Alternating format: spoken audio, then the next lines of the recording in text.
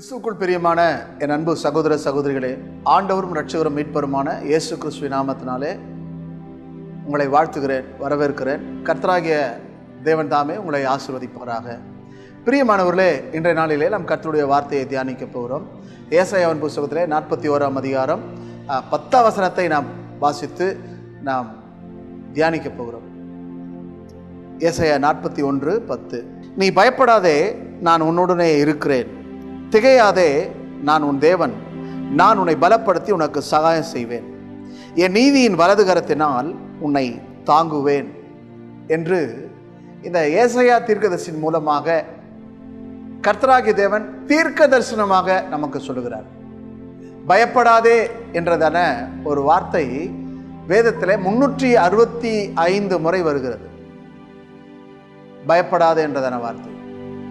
ஆகவே இந்த பயப்படாதே என்று சொல்லிவிட்டு சொல்லுகிறார், நான் உன்னுடனே இருக்கிறேன். அன்புக்குரியவர்களே, இன்றைக்கு நம்மோடு கூட எப்பொழுது இருக்கக்கூடிய ஒருவர் மாத்திரம்தான், அவர் கடவுள் ஒருவர் தான். அவர் நம்முடைய தேவனாகிய கர்த்தர் மாத்திரம்தான் நம்மோடு கூட இருக்கிறார்.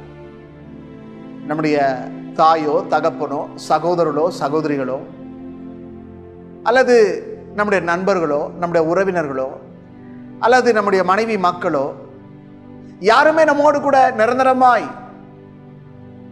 இருக்க போவது கிடையாது, இருப்பதும் கிடையாது. எல்லோருமே நம்மோடு கூட எல்லா நேரமும் எல்லா சமயமும் எல்லா காலமும் இருப்பதில்லை, இருக்க போவதும் இல்லை. ஆனால் நம்மோடு கூட இருக்கிறேன் என்று சொன்னவர் இருக்கிறவராகவே இருக்கிறார்.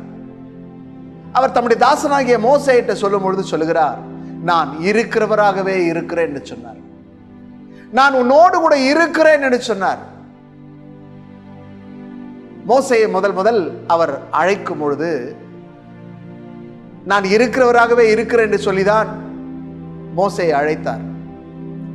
இஸ்ரவேல் ஜனங்களை நடத்துவதற்காக தேவன் மோசேயை தெரிந்து கொண்டார், இஸ்ரவேலுக்கு இரட்சகனாக தெரிந்து கொண்டார். அந்த மோசேயின் மூலமாய் கடவுள் பேசினார், தேவன் பேசினார். அந்த தேவன் என்ன சொல்லுகிறார்? மோசேயின் இடத்துல நான் இருக்கிறவராகவே இருக்கிறேன் என்று சொல்லிதான் அவர் ஆரம்பித்தார். அந்த இருக்கிறவர் என்னவாக இருக்கிறார்? விடுவிக்கிறவராக, ரட்சிக்கிறவராக, தப்புவிக்கிறவராக, அதிசயங்களை செய்கிறவராக, அற்புதங்களை செய்கிறவராக, வல்லமையான காரியங்களை செய்கிறவராக, மகிமையான காரியங்களை செய்கிறவராகவே அவர் இருக்கிறார் என்பதை நிரூபித்தார். ஆகவே இந்த மோசேக்கு தேவன் மீது ஒரு நம்பிக்கை உண்டானது, விசுவாசம் உண்டானது. அழைத்த தேவன் உண்மை உள்ளவர். அந்த மோசேயை தேவன் நடத்தினார். இந்த நிகழ்ச்சியை காண்கிற கர்த்தருடைய பிள்ளையே, இருக்கிறவராகிய தேவன் இன்றைக்கு உன்னோடு கூட இருக்கிறார் என்பதை நீ விசுவாசிக்க வேண்டும். உன்னை படைத்தவர் அவர்தான், உன்னை பாதுகாப்பவர் அவர்தான், உன்னை பராமரிக்கிறவரும் அவர்தான், உன்னை போஷிக்கிறவரும் அவர்தான், உன்னை உடுத்துவிக்கிறவரும் அவர்தான், உன்னை வழிநடத்துகிறவரும் அவர்தான், உன்னை வழுவாமல் காக்கிறவரும் அவர்தான் என்ற நம்பிக்கை உனக்கு இருக்க வேண்டும். ஏனென்றால் அவர் இருக்கிறவராகவே இருக்கிறார். இந்த நிகழ்ச்சியை காண்கிற என் அன்பு சகோதர சகோதரிகளே, என் அன்புக்குரிய கர்த்தருடைய பிள்ளைகளே, இன்றைய நாளிலே கர்த்தர் சொல்லுகிறார், நான் உன்னோடு கூட இருக்கிறேன். நீ நம்புகிறாயா? நீ விசுவாசிக்கிறாயா? எகிப்து தேசத்தை விட்டு இஸ்ரவேல் ஜனங்கள் வரும்பொழுது கர்த்தர் அந்த ஜனங்களை நடத்தினார். 40 வருஷ காலம் அளவும் அவர்களோடு கூட இருந்தார். அநேகர் அதை உணரவில்லை. அநேகர் அவநம்பிக்கை உள்ளவர்களாக இருந்தார்கள், அவிசுவாசமுடையவர்களாக இருந்தார்கள். ஆனால் தேவன் மோசேயோடு பேசினார், மோசேயோடு இருந்தார். அவனோடு கூட கர்த்தர் இருந்தபடினால்தான் அந்த இஸ்ரவேல் ஜனங்களை எகிப்திலிருந்து அவன் விடுவித்து கொண்டு வந்தான். என் அன்புக்குரியவர்களே, இன்றைக்கும் உங்கள் வாழ்க்கையில நீங்களும் விடுதலை இல்லாமல் வாழ்ந்து கொண்டிருக்கிறீர்களா? கட்டப்பட்ட நிலையில் இருக்கிறீர்களா? அடிமைதனத்தில் வாழ்ந்து கொண்டிருக்கிறீர்களா? உங்களை விடுவிக்க அவர் இருக்கிறவராகவே இருக்கிறார். எகிப்தின் அடிமைத்தனத்திலிருந்து அவர்களை விடுவித்தார். இந்த நிகழ்ச்சியை காண்கிற கர்த்தருடைய பிள்ளையே, ஒருவேளை நீங்களும் அடிமைத்தனத்தில் இருக்கிறீர்களா? பாவத்தின் அடிமைத்தனத்தில் இருக்கிறீர்களா? அல்லது கடன் என்னும் அடிமைத்தனத்தில் இருக்கிறீர்களா? அல்லது இச்சையின் அடிமைத்தனத்தில் இருக்கிறீர்களா? அல்லது நோய் வாய்ப்பட்டு காணப்படுகிறீர்களா? இருக்கிறவராகவே இருக்கிற தேவன் உங்களை விடுவிக்கிறவராய் இருக்கிறார். உங்களை விடுவிக்கிறவராய் இருக்கிறார். அவர் சொல்லுகிறார், நான் உன்னோடு இருக்கிறேன், நான் உன்னுடனே இருக்கிறேன். இன்றைக்கு அநேகர் சொல்லுவார்கள், நான் உன் கூட இருக்கிறேன் என்று சொல்லி அநேகர் விட்டு விலகி போவார்கள். அநேகர் விட்டு விலகி போவார்கள். என் அன்புக்குரியவர்களே, மனுஷன் நம்மை விட்டு விலகி போய் விடுவான். ஆனால் கடவுள் நம்மை விட்டு ஒருபோதும் போக மாட்டார். அவர் நம்மை விட்டு விலகுவதில்லை, அவர் நம்மை கைவிடுவதில்லை. அவர் நம்மோடு கூட இருக்கிறார். ஆகவே அந்த இருக்கிறேன் என்கிறவர் சொல்லுகிறார், நான் உன்னோடு கூட இருக்கிறேன்.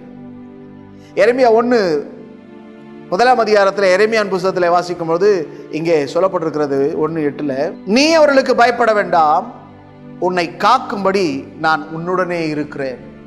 என் அன்புக்குரியவர்களே, இன்றைக்கு அநேகருக்கு பயம் இருக்கிறது. வியாதியை குறித்த ஒரு பயம், எதிராளிகளை குறித்த ஒரு பயம், மந்திரங்களை குறித்த ஒரு பயம், சில மனிதர்களை குறித்தான ஒரு பயம். ஆனால் இங்கே ஆண்டவர் சொல்லுகிறார், பயப்பட வேண்டாம், உன்னை காக்கும்படி நான் உன்னோடு கூட இருக்கிறேன். என் அன்புக்குரியவர்களே, காக்கும்படி நம்மோடு கூட இருக்கிறார்.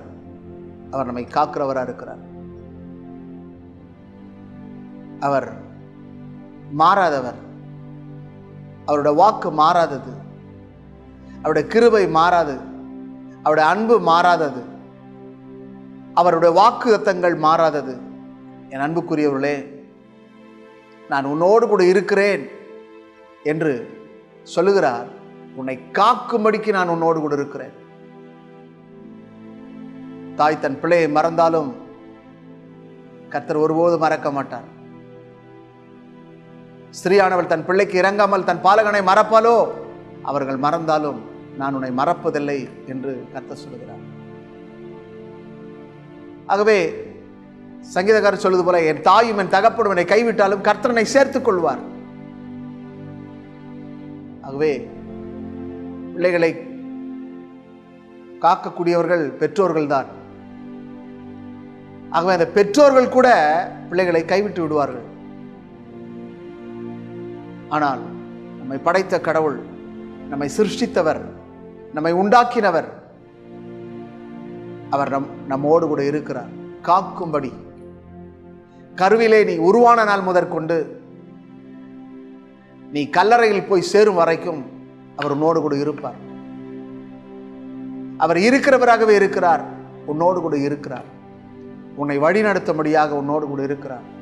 உன்னை காக்கும்படி உன்னோடு கூட இருக்கிறார். காக்கும் கடவுளவர், காக்கும் கர்த்தரவர். அவர் காக்கிறவராக இருக்கிறார். இஸ்ரவேல் ஜனங்களை அவர் காத்தார். 40 ஆண்டு காலங்கள் வனாந்தரத்திலே அவர்களை வழி நடத்தினார். அவர்களை காத்து வந்தார். அவர்களை காப்பாற்றினார். இன்றைக்கு உங்களுடைய வாழ்க்கையிலும் உங்களை அவர் காக்கிறவராக இருக்கிறார். உங்களை காக்கும் கடவுள் பறந்து காக்கிற பட்சியைப் போல என்று எசாயாவிலே நாம் வாசிக்கிறோம். ஆகவே ஒரு பறவை தன்னுடைய குஞ்சுகளை எப்படி காக்கும் வண்ணமாக, கோழி தன் குஞ்சுகளை காக்கும் வண்ணமாக, சிங்கங்கள் தன்னுடைய குட்டிகளை காக்கும் வண்ணமாக, பெற்றோர்கள் தன் பிள்ளையை காக்கும் வண்ணமாக நான் உன்னை காப்பேன் என்று சொல்லுகிறார். நான் உங்களை காக்கிறவர் என்று சொல்லுகிறார். உன்னை காக்கும்படி நான் உன்னோடு கூட இருக்கிறேன் என்று சொல்லுகிறார். என் அன்புக்குரியவர்களே, நம்பிக்கையுள்ளவர்களாக இருங்கள். கடவுள் மீது நம்பிக்கை வையுங்கள். உங்களை படைத்தவர் மீது நம்பிக்கை வையுங்கள். உங்களை உண்டாக்கினவரை நம்புங்கள். நாசியிலே சுவாசம் உள்ள மனிதனை நம்புவதை விட்டுவிடுங்கள். அவன் நம்பப்படுவதற்கு ஏமாத்திரம். என் அன்புக்குரிய சகோதரனே, என் அன்புக்குரிய சகோதரியே, என் அன்பு கர்த்தருடைய பிள்ளைகளே, கர்த்தர் சொல்லுகிறார், நான் உன்னோடு கூட இருக்கிறேன். எதற்காக? உன்னை காக்கும்படியாக, தம்முடைய கரத்தில் ஏந்தும்படியாக, உன்னை தப்புவிக்கும்படியாக, உனக்கு உதவி செய்யும்படியாக நான் உன்னோடு கூட இருக்கிறேன் என்று கர்த்தர் சொல்கிறார். என் அன்பு சகோதரனே, வியாகுலத்தோடு வேதனையோடு கூட வாழ்ந்து கொண்டிருக்கிறாய். உன் வியாகுலத்தை கர்த்தர் மாற்றுவார். உன் வேதனை நீங்கி உனக்கு சமாதானத்தை தருவார். உன் வேதனை நீங்கி உனக்கு ஒரு சந்தோஷத்தை தருவார். உன் வேதனை நீங்கி உனக்கு ஒரு ஆசீர்வாதத்தை கர்த்தர் தருவார். நீ விசுவாசமாயிரு, நம்பிக்கையோடு கூட இரு. உன் வாழ்க்கை அவருடைய கரத்தில் இருக்கிறது. உன்னை அவர் தம்முடைய கரத்தில் வரைந்திருக்கிறார். அவர் உன்னை கரத்தில் ஏந்துகிறவராய், தாங்குகிறவராய், சுமக்கிறவராய், தப்புவிக்கிறவராய் இருக்கிறார். உன்னை ஒருபோதும் விட மாட்டார். வேதம் சொல்கிறது, இமைப்பொழுதில் உன்னை கைவிட்டேன், ஆனால் உருக்கமான இரக்கங்களால் உன்னை நான் சேர்த்துக் கொள்வேன். என் அன்புக்குரியவர்களே, உன்னை காக்கும் கடவுள் கர்த்தராகிய இயேசு, யெகோவா தேவனாகிய கர்த்தர் உன்னை காக்கிறவராக இருக்கிறார். அவர் உன்னை காக்கிறவராக இருக்கிறார். நீ அவரை தேடுவாயா? அவரை நோக்கி கூப்பிடுவாயா? அவரை நம்பி வாழ்வாயா? அவர் உன்னை நடத்துவார். அவர் உன்னை நடத்துவார். அவர் உன்னை காப்பார். ஆகவே என் அன்புக்குரியவர்களே, எரேமியா 1:19 சொல்கிறது, அவர்கள் உனக்கு விரோதமாக யுத்தம் பண்ணுவார்கள், ஆனாலும் உன்னை மேற்கொள்ள மாட்டார்கள். உன்னை ரட்சிக்கும்படிக்கு நான் உன்னுடனே இருக்கிறேன். உங்கள் எதிராளிகள், உங்கள் விரோதிகள், உங்கள் சத்துருக்கள் உங்களுக்கு விரோதமாக எழும்புவார்கள், ஆனால் உங்களை மேற்கொள்ள மாட்டார்கள் என்று வேதம் சொல்கிறது. என் அன்புக்குரியவர்களே, சிந்தியுங்கள். யார் உங்களுக்கு எதிராய் வந்தாலும், யார் யுத்தம் பண்ணினாலும், யார் உங்களுக்கு விரோதமாக பேசினாலும் உங்களை ஒன்று செய்ய முடியாது. ஏனென்றால் உன்னை ரட்சிக்கும்படிக்கு நான் உன்னோடு கூட இருக்கிறேன். உன்னை விடுவிக்கும்படி நான் உன்னோடு கூட இருக்கிறேன் என்று கர்த்தர் சொல்கிறார். ஆகவே இந்த வார்த்தையை நீங்கள் விசுவாசிக்க வேண்டும். உனக்கு விரோதமாக யுத்தம் பண்ணுவார்கள், ஆனாலும் உன்னை மேற்கொள்ள மாட்டார்கள். உன்னோடு கூட சண்டை பண்ணுவார்கள், ஆனால் தோல்வி உனக்கு கிடையாது, அவர்களுக்குத்தான். ஏனென்றால் வெற்றியுள்ள தேவன் உன்னோடு கூட இருக்கிறார். உன் தோல்வியை வெற்றியாய் மாற்றுகிற ஒரு தேவன் உன்னோடு கூட இருக்கிறார். உன்னை தோற்கடிக்கலாம் என்று சொல்லி நினைத்து வருவார்கள், ஆனால் அவர்கள் தோற்று போவார்களே தவிர நீ தோற்று போவதில்லை. நீ வெட்கப்பட்டு போவதில்லை. நீ லட்சியம் அடைவதில்லை. நீ ஒருபோதும் தலை குனிந்து போவதில்லை. ஏனென்றால் உன்னை ரட்சிக்கும்படி நான் உன்னோடு கூட இருக்கிறேன் என்று கர்த்தர் சொல்லுகிறார். ஜீவனுள்ள தேவன் சொல்லுகிறார். என் அன்புக்குரிய சகோதரனே, என் அன்பு சகோதரியே, இந்த நிகழ்ச்சியை காண்கிற கர்த்தருடைய பிள்ளையே, உன் வாழ்க்கையில கர்த்தர் இருக்கிறார். உன்னோடு கூட இருக்கிறார். உன்னை ரட்சிக்கும்படிக்கு உன்னோடு கூட இருக்கிறேன் என்று அவர் சொல்லுகிறார். ஆகவே விசுவாசியுங்கள், நம்பிக்கை வையுங்கள். நான் உன்னோடு கூட இருக்கிறேன் என்று கர்த்தர் சொல்லுகிறார். ஆகவே வசனத்தை விசுவாசியுங்கள். எரேமியா 15:20 சொல்லுகிறது, உன்னை இந்த ஜனத்துக்கு எதிரான அரணான வெண்கல அலங்கமாக்குவேன். அவர்கள் உனக்கு விரோதமாக யுத்தம் பண்ணுவார்கள், ஆனாலும் உன்னை மேற்கொள்ள மாட்டார்கள். உன்னை ரட்சிப்பதற்காகவும் உன்னை தப்புவிப்பதற்காகவும் நான் உன்னோடு கூட இருக்கிறேன்.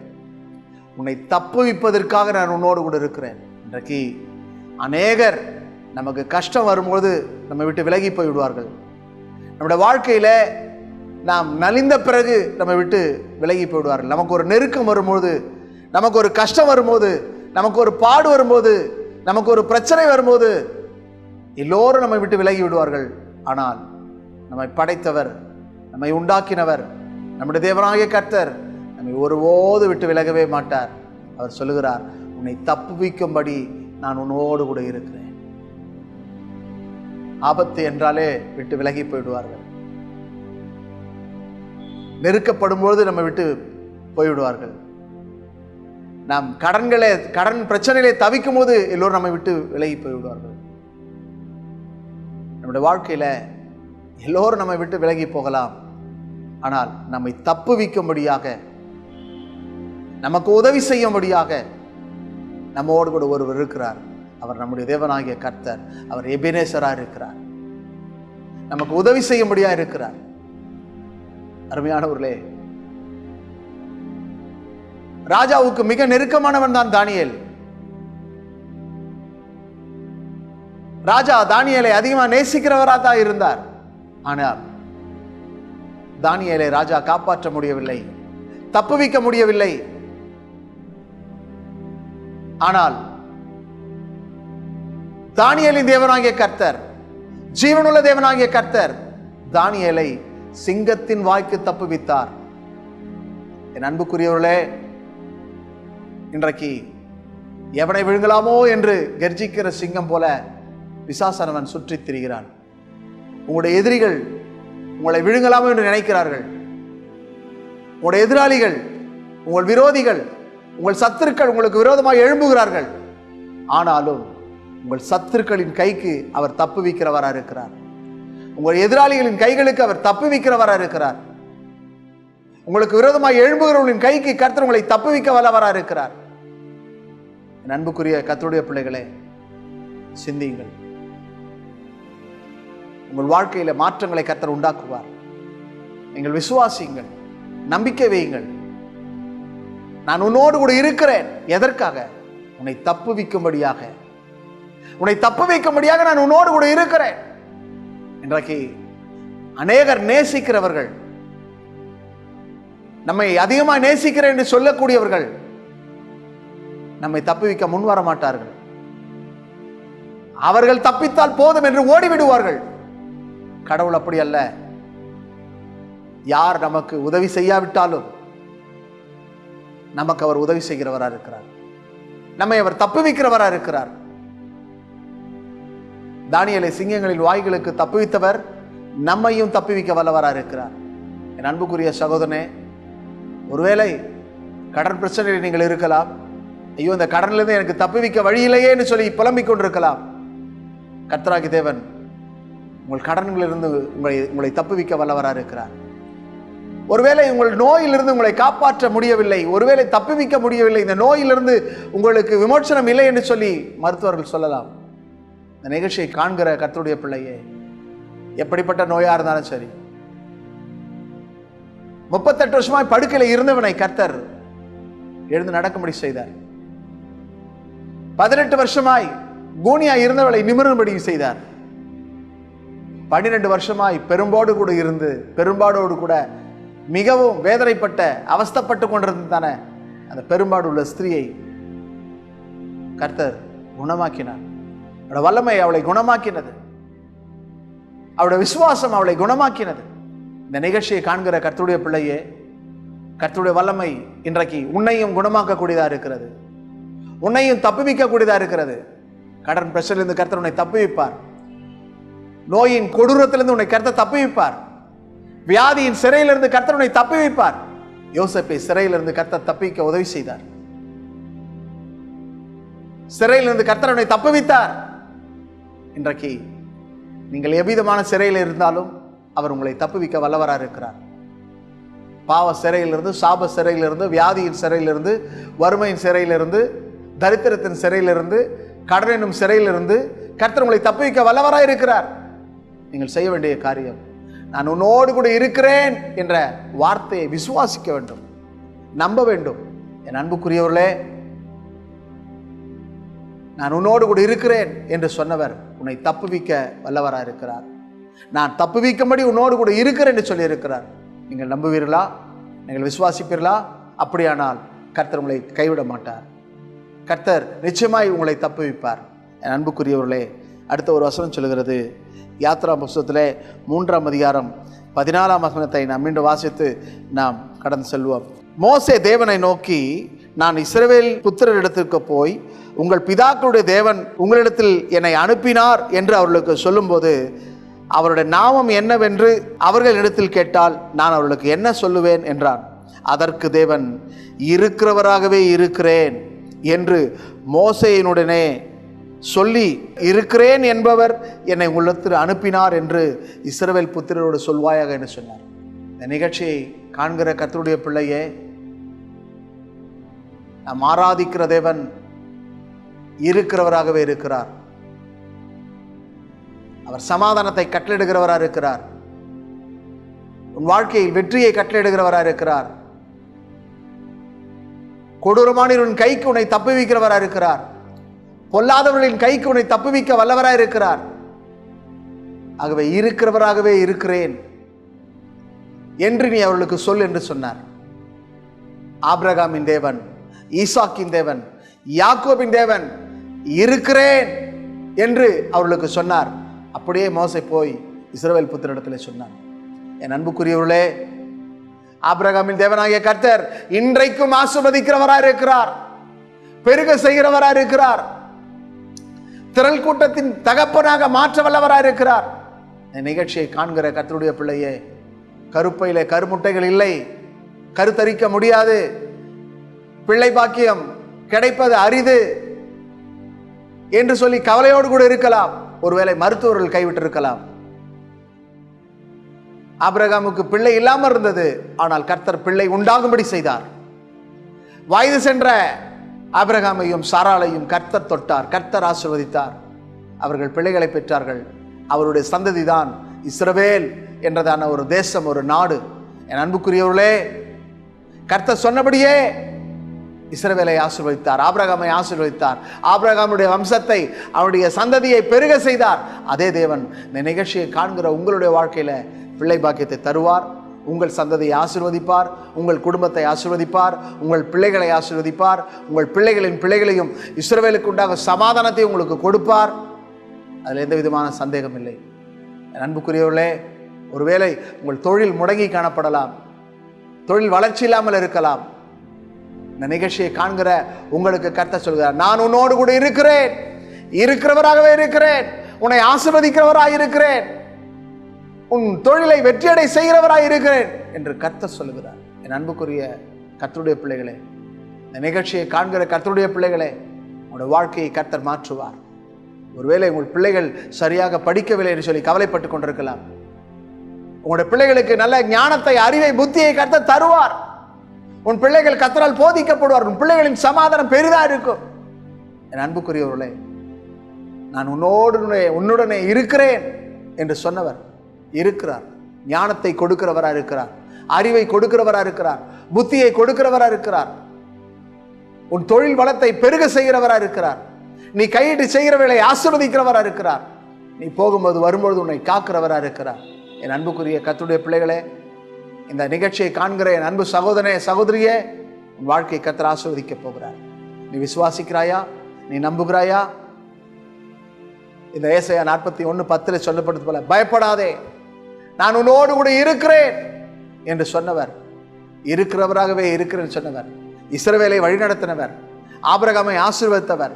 இந்த நிகழ்ச்சியை காண்கிற உன்னையும் கர்த்தர் ஆசீர்வதிப்பார், உன் குடும்பத்தையும் கர்த்தர் ஆசீர்வதிப்பார்.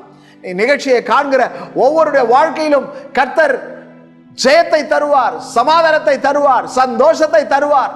உன் வாழ்க்கையில எல்லா நன்மைகளால் உங்களை நிரப்புவார். அதில் எந்த விதமான மாற்றம் இல்லை. என் அன்புக்குரியவர்களே, விசுவாசத்தோடு நம்பிக்கையோடு இருங்கள்.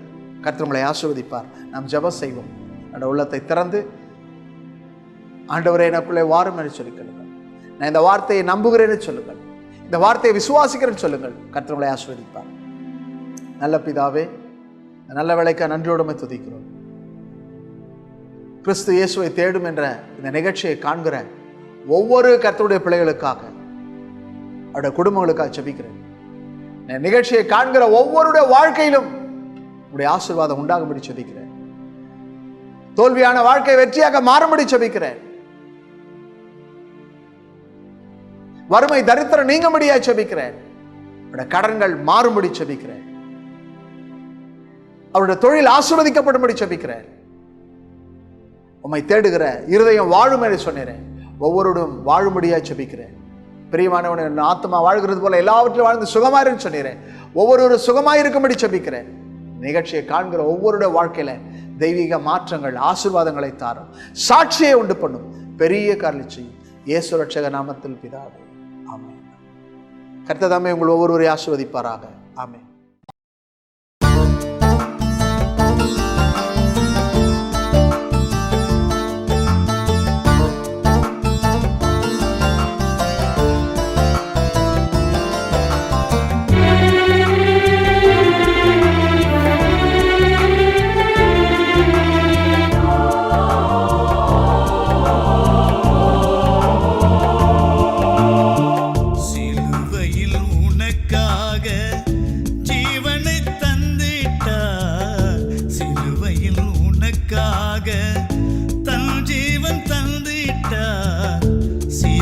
சீர்கெட்ட உன்னை மீட்க இரத்தத்தை சிந்திட்டார். சீர்கெட்ட உன்னை மீட்க இரத்தத்தை சிந்திட்டார் என்று நீயும் உணர்ந்திடு, என்று நீயும் புரிந்திடு, என்று நீயும் உணர்ந்திடு, என்று நீயும் புரிந்திடு. மனிதா உணர்ந்திடு நீ, மனிதா உணர்ந்திடு நீ.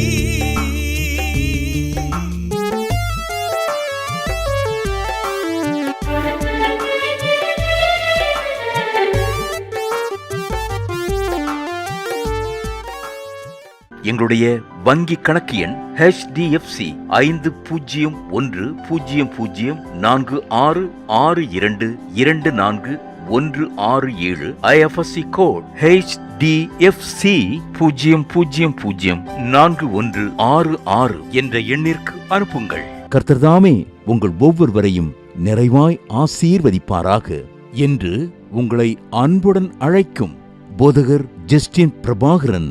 மேலும் உங்கள் ஜெப உதவிக்கும் ஆலோசனைகளுக்கும் தொடர்பு கொள்ள வேண்டிய செல்போன் எண்கள் 7393451314 மற்றும் 9840727485. மிக்க நன்றி.